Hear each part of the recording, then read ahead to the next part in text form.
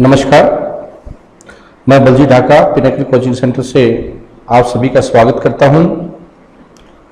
और जो सीरीज चल रही है मोस्ट इम्पोर्टेंट 100 मैथ ट्रिक्स, जो महत्वपूर्ण सीरीज चल रही है 100 मैथ ट्रिक्स, और इसके हम लोग 8 पार्ट ऑलरेडी कर चुके हैं। आज हम करेंगे इसका 9th part. This presentation is available in Hindi and English both. This particular presentation is in Hindi medium. If you want to watch English medium presentation, there is separate presentation for those who are looking for presentation in English medium. They can watch that presentation. Now let's start. Question number 1. Already we have covered 40 tricks. And in this particular lecture, this particular session, we will cover 5 tricks. As I have already told you कि जो tricks का role होगा वो तब आएगा जब आपके concept already हो। और या बोल सकते हैं कि 30 मार्क्स तक आप मैथ को समझकर, मैथ को यूज करके आप अर्न कर सकते हैं 30 मार्क्स।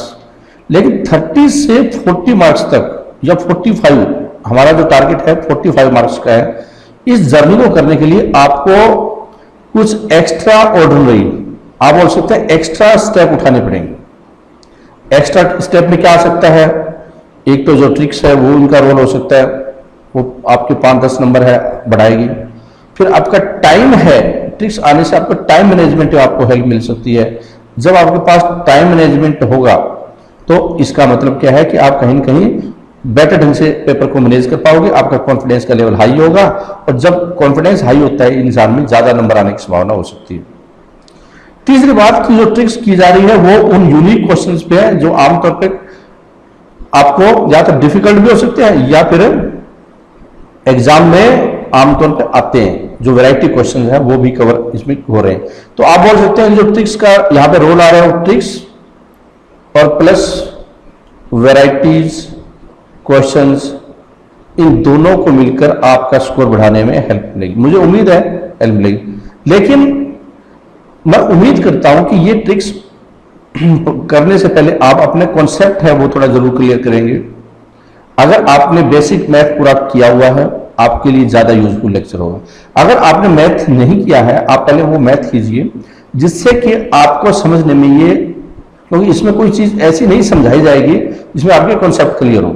आपको इसमें इस तरह से समझाएगी जो इस सीरीज में, जिससे कि आपके नंबर ज्यादा है। दोनों बातों में फर्क है। एक बहुत अच्छा नॉलेज है, कोई जरूरी नहीं बहुत अच्छे ज्यादा नंबर ले ले, लेकिन अबव एवरेज नॉलेज है, लेकिन आप उसको अपने आप को मैनेज कर सकता है कंपटीशन के हिसाब से ज्यादा, तो ज्यादा नंबर आने की भी संभावना होगी हमेशा। बहुत सारे स्टूडेंट ने बहुत अच्छा स्कोर किया है, इसका मतलब ये नहीं था कि उनका मैथ ही इतना ग्रेट था। इनफैक्ट ग्रेट हो सकता है उनका, लेकिन उनके पास कुछ स्किल्स थी। ये स्किल्स ही उसको आगे बढ़ने में काफी ज्यादा मदद कर रही थी। तो हम यहाँ पे स्किल्स की बात कर रहे हैं। उम्मीद करता हूं इन सारी चीजों को आप समझने की कोशिश जरूर करोगे। और इस मेरी भी एक कोशिश है कि जब मैं ये 100 ट्रिक्स खत्म करूं तो आपको उस नजरिया चेंज हो मैथ करने का, जिसमें कि आप अपने आप ट्रिक है डेवलप करने में सक्षम हो पाओ। तो आप बोल सकते हैं यहां पे एक एजेंडा ये भी है कि how to make attitude of a person in such direction that can think it differently. ये भी एक एजेंडे में जरूर शामिल है। पहला क्वेश्चन इस पर्टिकुलर लेक्चर का देखिए, A square plus B square is equal to 2 and C square plus D square is equal to 1, then the value of A D minus B C square plus A C plus B D square is how much. Now इस question को हम कैसे solve करेंगे?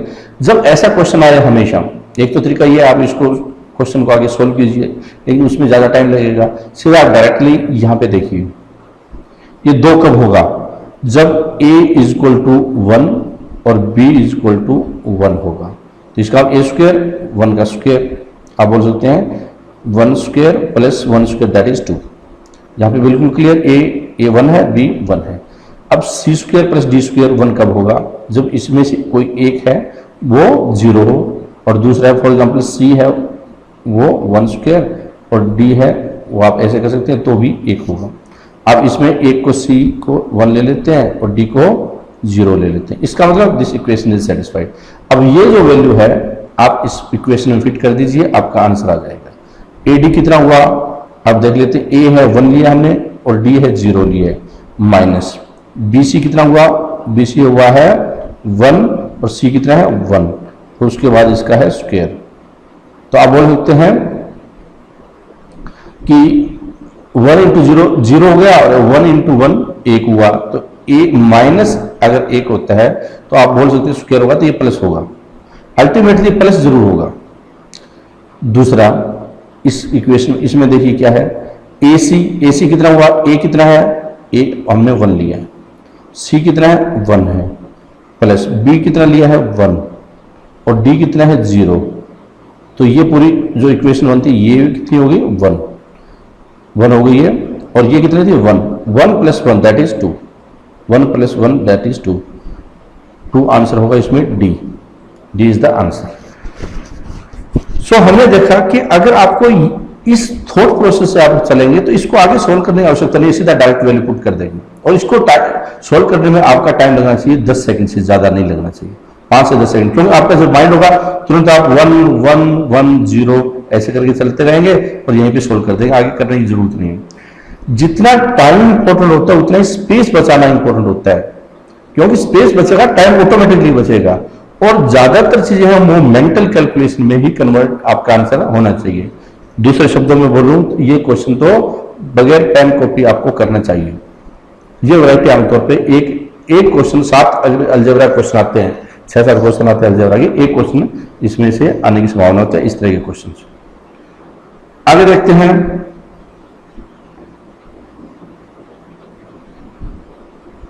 कि question है if a minus 1 का square, b plus 2 का square, c plus 1 का square is equal to 0, then the value of 2a minus 3b plus 7c। एक आमतौर पर इस तरह क्वेश्चन आता है, तो इसको कैसे सोल्व करेंगे? जैसे पिछला मेथड था लगभग के लगभग वैसे मेथड, लेकिन अगर यहाँ पे 0 दी हुई तो आप इसको कैसे क्वेश्चन को किस ढंग से इंटरप्रेट करेंगे? ये 0 दी है तो इसको कैसे इंटरप्रेट करेंगे? इसका मतलब ये 0 कब होगा? ये कब होगा? अगर a की वैल्यू है +1 है तो क्या होगा? +1 -1 0 0 का स्क्वायर 0, इसका मतलब a इज इक्वल टू 1, +1 है 1 a की बात। b कितना होगा? -2, क्यों? -2 + 2, और c कितना होगा? -1। ये एक फॉर्मूला के रूप में भी आप देख सकते हैं उसको, इसकी प्रॉपर्टी के रूप में भी देख सकते हैं, इसको आइडेंटिटी के रूप में देख सकते हैं, और वैल्यू पुट करते हुए भी जैसे मैंने बताया वैसे कर सकते हैं। सब तीनों चीजें एक बात है। तो यहां पे ये पता चल गया कि a की वैल्यू, b की वैल्यू और c की वैल्यू कितनी है।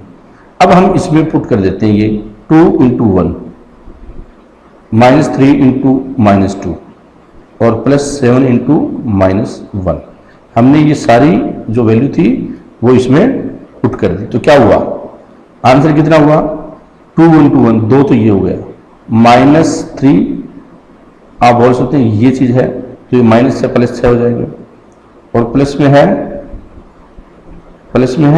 7 × 1, माइनस का 1 है, इसका मतलब -1 हो जाएगा, तो 7 हो जाएगा, 7 × -1 -7, 8 - 7 दैट इज 1, तो इसका आंसर होगा वो 1 हो जाएगा। तो ये ध्यान रखना है कि अगर ये जो चीज आए, ये वाली चीज है, तो इसको ऐसे आप सोल्व कर सकते हैं। ठीक है, नेक्स्ट क्वेश्चन देखते हैं, ट्रिक नंबर 3। देखिए इसका समाधान कैसे करें। If a b c is equal to 0 then the value of, इसकी वैल्यू क्या होगी? इस तरह के क्वेश्चन आए तो कैसे करें? थोड़ी देर पहले बताया था, अगर वो कॉन्सेप्ट यूज करें तो क्या होगा? इसको 0 कब होगा? a की अगर मैं 2 लूं, b की वैल्यू अगर -1, c की वैल्यू -1, तो 0 हो सकता है। अब कोई भी इसमें इस तरह से देख लीजिए जिससे कि 0 बन जाए। अब ये वैल्यू पुट कर देते हैं, कितना हुआ? 2 - 1 कितना हुआ? 1, और b + c बी प्लस सी, -1 और प्लस में -1, कितना हुआ -2। आगे 1 divide by a 1 plus C, 2 -1 1 और बी प्लस ए, बी -1 और प्लस ए, इसका +1।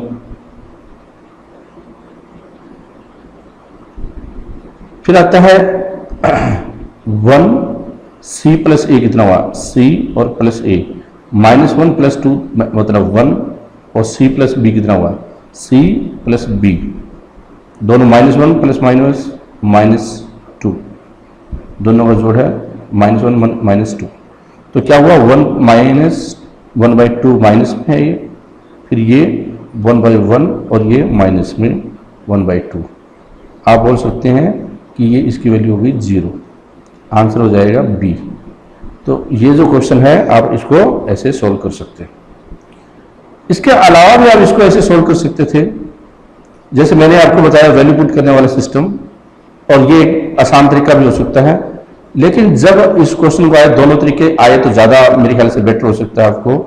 और वो दूसरा अगर हम देखें, इस वैरायटी इस फॉर्मेट में जो क्वेश्चन आता है उसके लिए ये क्या बन रहा है, देखिए आप। अगर मैं इसको a प्लस बी और b प्लस सी और c प्लस ए ऊपर भी गुणा करूं और नीचे भी कर दूं इसको, ऐसे ही इसको मैं किससे करूं, ए सी बी ए, इसको बी सी से मैं ऊपर कर दूं गुणा और नीचे भी कर दूं मैं ए। आप बोल सकते हैं कि ए बी, बी सी और सी ई, प्लस फिर है ए बी, ऊपर ए बी भी करूं, नीचे सी प्लस ए और सी प्लस बी और A B, A plus B. अब इसका मैं एलसीएम लेता हूं तो आ जाएगा A B plus B C plus C A, और ऊपर क्या होगा, ऊपर भी यही होगा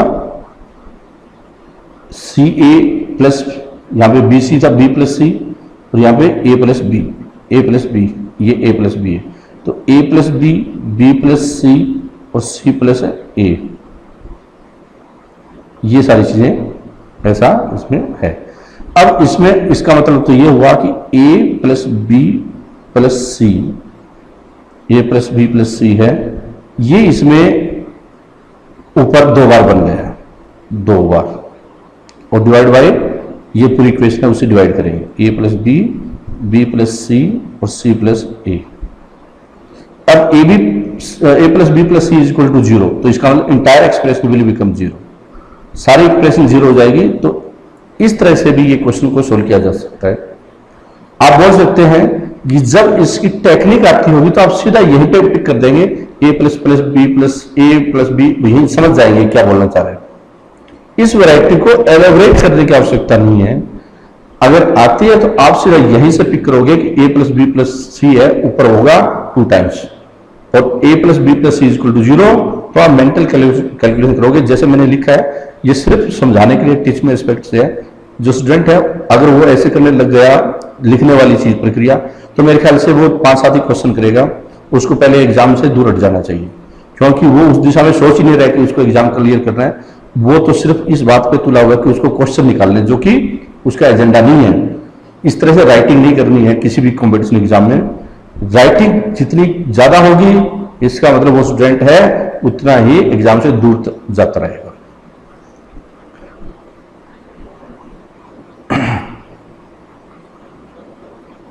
ये देखिए 4th क्वेश्चन, 4th ट्रिक्स। ये अगर इस फॉर्मेट में तो आप कैसे सोल्व करेंगे इसको।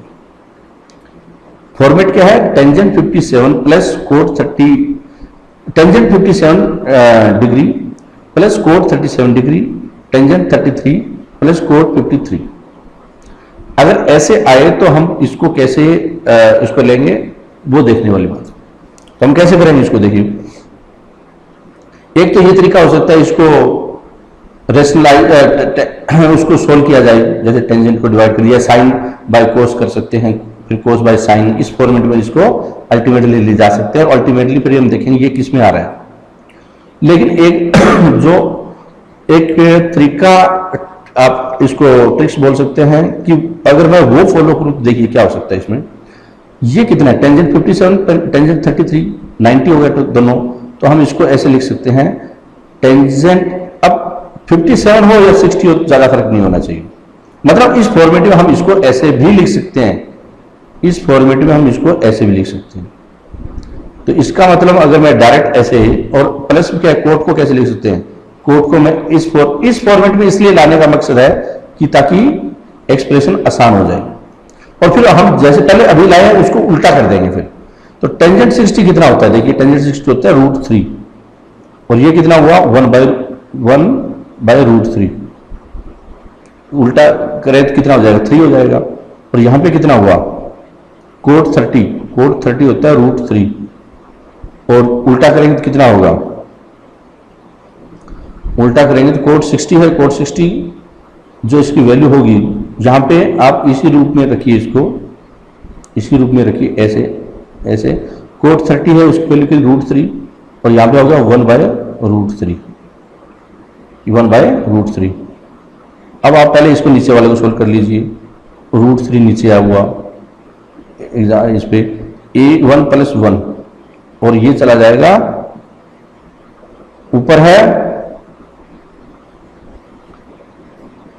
√3 1/√3, और ये था √3 1/√3, हमने एलसीएम लिया, √3 आया यहाँ पे, और 1 + 1 2√3 आ गया।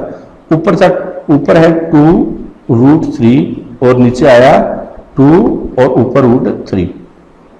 अब बोल सकते हैं कि 3 आ गया है यहाँ पे। अब इसका जिसकी वैल्यू 3 आए इसमें से वो आंसर होना चाहिए, और जो हमने जिसकी जगह पे रखा था, जैसे टेंजेंट 57 रखा था 60, इसका √3 यही रखा था टेंजेंट 57 की जगह, और कोड 30 जगह रखा था हमने कोड 30, वो भी √3 होता है, वो भी √3, तो √3 × √3 3, इसका मतलब इसमें ऑटोमेटिक आ गए। आंसर क्या हुआ, ये आंसर हो गया बी इज द आंसर।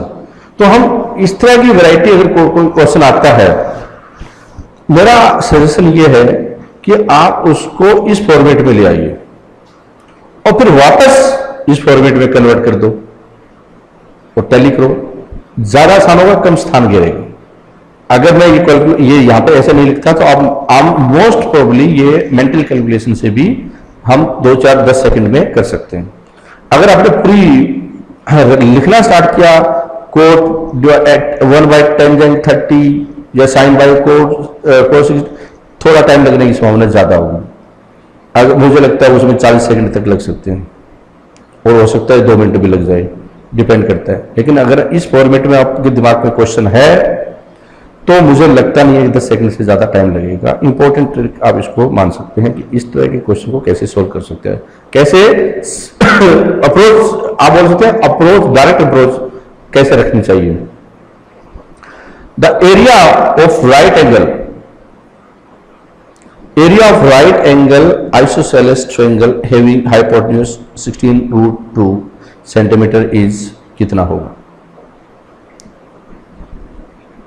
इस क्वेश्चन को कैसे करेंगे, एरिया क्या होगा हाइपोटेन्यूज का, इसका एरिया क्या होगा आइसोसेलेस ट्रायंगल। आइसोसेलेस ट्रायंगल कौन सी होती है, जिसकी 2 साइड बराबर हो, जिसकी 2 साइड बराबर। जैसे कि मैं एक डायग्राम ऐसे बनाता हूं, ये आइसोसेलेस ट्रायंगल है, ये दोनों साइड बराबर है और ये हाइपोटेन्यूज है। आप इसको इस ढंग से देख सकते हैं, साइड वाला है।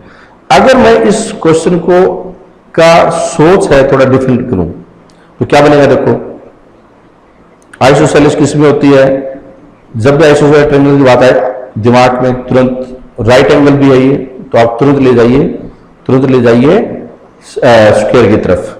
इसका मतलब ये स्क्वायर का ये वाला जो पोर्शन है, ये पोर्शन ये है ये स्क्वायर का, और जो स्क्वायर ये है ये हमने नहीं लिया, ये बस ये ले लिया। और स्क्वायर का डायगोनल का फॉर्मूला होता है √2a, दैट इज डायगोनल। इसका मतलब 16√2a।